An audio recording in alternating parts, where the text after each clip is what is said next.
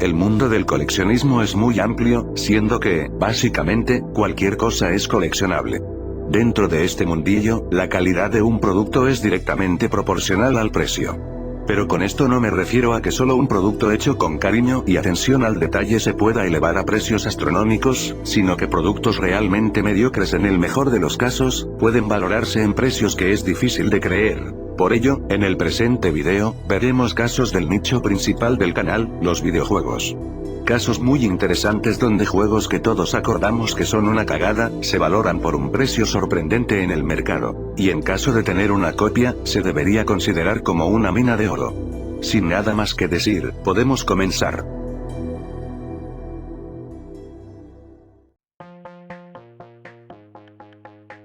Coaster Revenge, supongo que muchos de ustedes deben conocer este peculiar título. Un infame videojuego pornográfico del Atari 2600, donde controlamos al General Coaster, en su cruzada para poder abusar de una nativa americana amarrada a un cactus, llamada Revenge. El juego recibió una cantidad notable de críticas, y con razón. Además de lo evidente, la crítica lo califica como el 9º peor videojuego de la historia, debido a lo simple y aburrida que es su jugabilidad. Al ser un juego bastante antiguo, es un milagro el pensar que se encuentre en copias físicas en buenas condiciones del mismo. El cartucho por sí mismo puede alcanzar un precio de $145, pero encontrarlo con su caja, y aún mejor, sin abrir, se puede duplicar su precio, valorado en unos $300.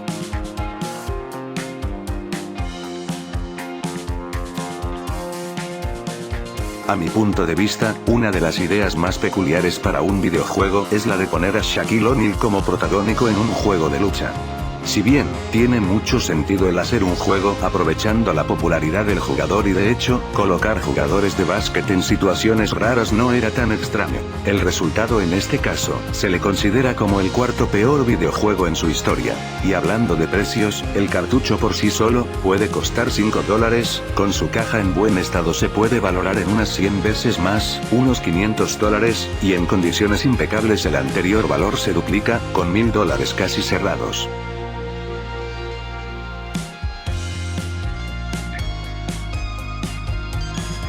Carmageddon es un videojuego de 1997 basado en una película de 1975, en que el jugador debe participar en carreras y, además, atropellar peatones y ser recompensado. El juego estuvo presente en las ya típicas discusiones respecto a la violencia en la industria, pero como suele ser común en estos casos, la crítica especializada la hizo caca, criticando muchos aspectos, desde sus gráficos y sonido, a su jugabilidad. El precio por el que se puede encontrar el cartucho por separado oscila entre los $10, pero el tenerlo con su caja y manual completo puede costar casi $400, y en condiciones de completo empaquetado unos $600 fácilmente.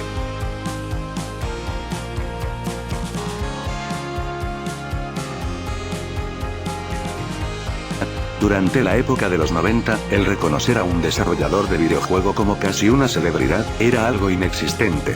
Por eso, el que John Romero fuera uno de los nombres más vanagloriados de la industria es sorprendente. Reconocido por su participación en Doom 93 y Quake. Cuando se vio en el desarrollo de un nuevo proyecto, su nombre fue puesto de una manera muy agresiva, bajo el lema de John Romero está a punto de convertirte en su perra, lo que, por supuesto, no cayó muy bien al público general. Así, en el 2000, Daikatana fue lanzado, cargando un desarrollo muy desastroso por detrás. Irónicamente, la crítica volvió a Daikatana en su perra, criticando cada aspecto posible, sumado a que en su lanzamiento solo vendió 40.000 copias, muy por debajo de las expectativas, hacen a este uno de los fracasos más sonados del mundo de los juegos. Al tener unas copias más limitadas, los cartuchos individualmente pueden costar unos $40, mientras que en caja puede alcanzar unos $200, y en condiciones impecables alcanzaría $800 americanos. Este fue el caso que inspiró la creación de este video. La WCW fue una de las empresas más grandes de lucha libre en América, creando varias de las más grandes leyendas en su industria. La misma estuvo presente en el mundo de los videojuegos desde la época de la NES, y se quedó constante en ella, hasta 2001, cuando la misma fue adquirida por la WWE. La decaída de su producto en televisión parecía estar ligada también a la de sus juegos. creando uno de los mejores videojuegos de lucha libre de todos los tiempos, el WCW Mayhem. Uno de los aspectos más alabados del mismo fue la implementación de peleas detrás del escenario. Pero la empresa malinterpretó esto, y su siguiente título solo se trataría de eso, naciendo así Backstage Soul, un desastre en todo aspecto. Siendo considerado, casi unánimemente, como el peor juego de lucha libre. Este caso tiene la particularidad de tener dos versiones en su edición del 64.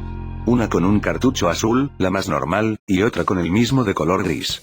Mientras que el cartucho azul vale unos $10, y con su caja en alrededor de $60.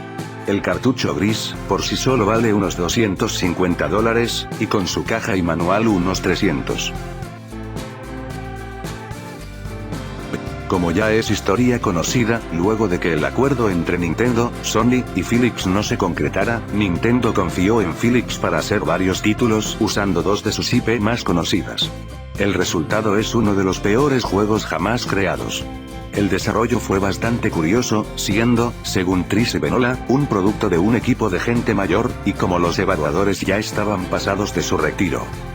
Ya sea solo por las risas, o por lo raro que es, una copia de Hotel Mario está alrededor de unos $100, y en perfectas condiciones, están rondando unos 900 según sea el caso. Durante la época de los 70, Pac-Man fue uno de los más populares juegos de los arcades. Sería una mala idea el no hacer un port para la consola más popular de la época, la Atari 2600.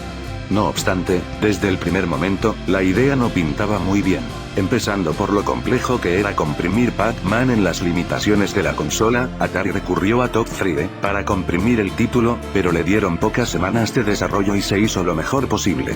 Atari estimaba unas 12 millones de copias, y se llegaron a vender 7 millones, que de hecho fue el juego más vendido de la consola y de la historia hasta ese entonces. Además de que la crítica se lo comió a base de malas puntuaciones, y es considerado como uno de los culpables principales de la crisis del videojuego del 83. Ahora bien, el cartucho por sí mismo vale alrededor de unos $6 o $7, con caja y manual, se puede ver en alrededor de $23. Estos mismos en buenas condiciones puede cotizarse en más de $100. Y en condiciones perfectas, su precio se evalúa en más de $1000.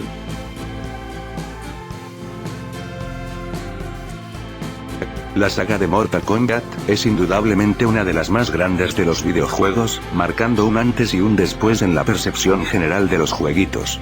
Si bien las primeras 3 entregas fueron muy bien recibidas, la época oscura de la saga vería su comienzo durante la 5ª generación. La cuarta parte del juego de peleas fue un parteaguas para 2 spin-offs con una recepción desastrosa. Mientras que Mitología Sub-Zero tiene cierto cariño por los fans, más que nada por lo importante que se le podría considerar en el lore de la saga.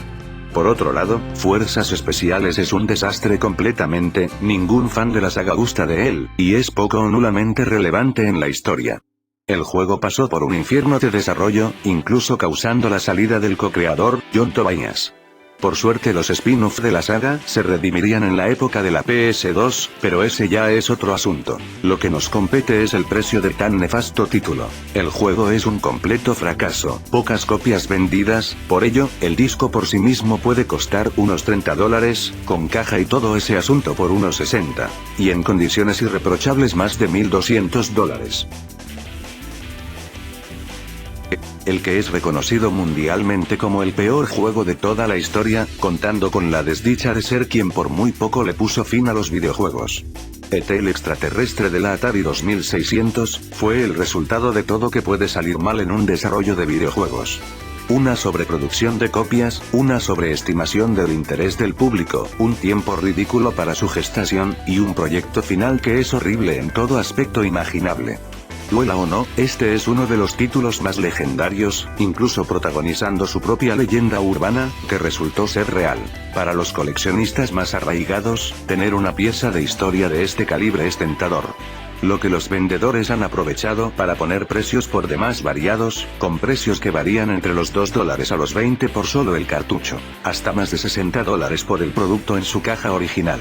Pero encontrar esta pieza del peor momento de la industria en condiciones inmejorables, puede costar más de $1500.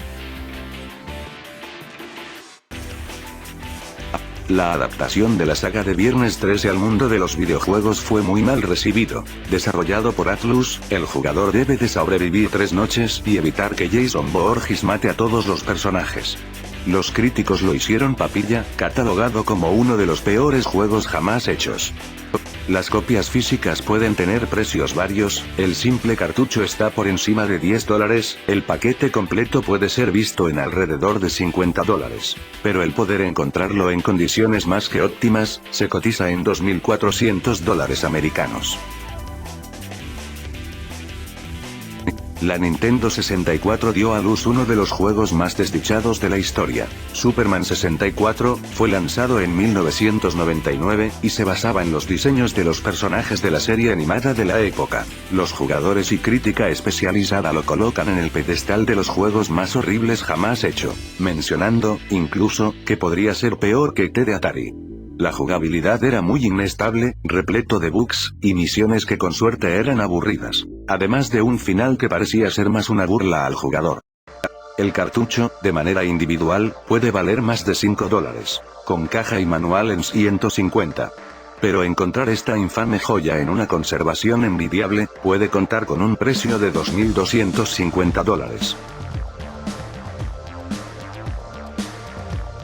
Axon 52, fue anunciado como un multicartucho legal, pero sin licencia, con títulos cada vez peores, que no eran más que copias de otros juegos populares de la propia NES.